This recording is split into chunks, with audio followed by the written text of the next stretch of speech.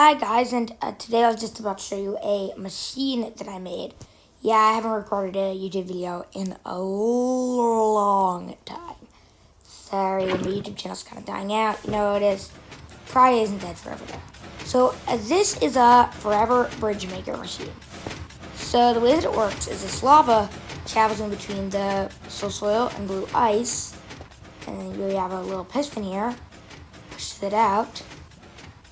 And as you can see, it's pushing. Wait, what? It just stopped. Like, why did it just stop? Why did it just stop? Cut. Cut. Okay, it's fine. That wasn't really a cut. This is all kind of showcased.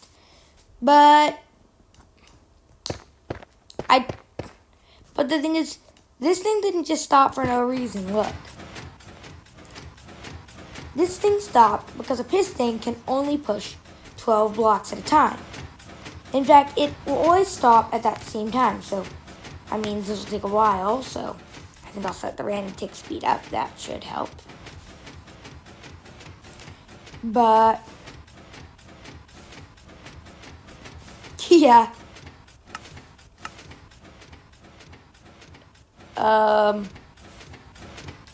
Yeah, sorry that. Why did I set it to that? Sorry. Never mind. It's fine. You guys probably don't even know what number I was trying to set it to. But as you can see, this thing just completely stops moving. And then even worse, the observer stops working and it will just turn off until you destroy that basalt block at the beginning. Now, it will stop moving because the piston has a push limit of 12 blocks. So, right now it hasn't started moving again just because that observer hasn't gotten any input. But if I do give the observer an input like this, then it will work again just because it's not 12 blocks that it's pushing it. So what had happened then was we had like 11 other basalt blocks, and then one basalt block had just spawned in, but the piston wasn't pushing it out because of all the other basalt blocks. Now, if every few bits that is like mine, a basalt block like this, well, I didn't think that was gonna happen, but yeah, it'll just push another one. But there is a way to push more than the piston limit by the use of. That's right.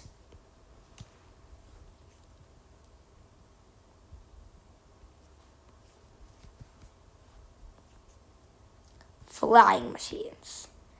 Now this is basically a part 2 to the flying machine video because I finally figured out how they work, okay? So, as it turns out, you don't actually need that second part. I don't know why I was putting it there. The flying machine is actually really simple. It works like this. And also, I'm going to get some red stained glass.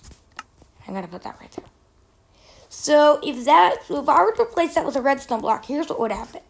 So sticky piston would push inward, that whole thing. Then one of two things would happen. Either A, sticky piston would push back, or B, piston would push forward. Now if the piston pushes forward, then we're back to a starting position. But if the sticky piston pushes back, well then it will push the piston with it, which then will be powered and will push forward. Now, if you look at it, the sticky piston could push forward again at that stage. That doesn't seem to happen. It must be part of Minecraft's code. So, by doing that, then it will then make it so that it's effectively the same. Doesn't really matter if the piston is pushed forward or not, as the starting position.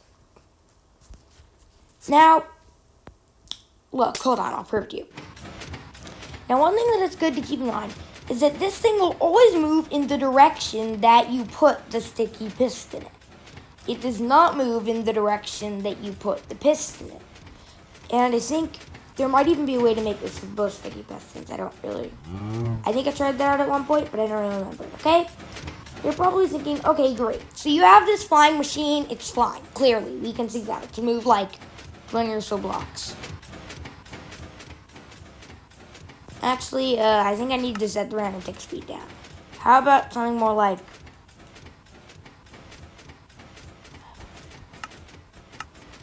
Yay, see, now it's moving really fast. So, as you can see, it's already moving quite a lot. But... how will that help us push more blocks? Well, it's actually quite simple, the answer. Oh, also, you could set it up with one in between as well, because whenever you place that redstone block, then the piston will naturally create a pocket of air. So it's fine. So let me just put this there to show that the redstone block will eventually be there. Well, what was that whole other part about? And why did it still work? Well, this is how that relates to pushing more blocks. Look at this. If we put something there, then we can put forward after it on a block and then a redstone block. Now, you don't actually need a second redstone block there. I thought that you did at the time that I recorded that video, but you don't. But I figured that out a lot earlier than when I figured out this. So, now, if this piston gets pushed forward, then it will activate, then push that thing forward, and then the whole thing will get moved forward, but it doesn't go forward on its own. The moment that I activate this, however, then that will get pushed forward, and then we'll do that. And then the thing is, you don't only need to have one of these. So, by making something that works like this, you can actually create enough of these to push more than 12 blocks. And that is how you push more than 12 blocks.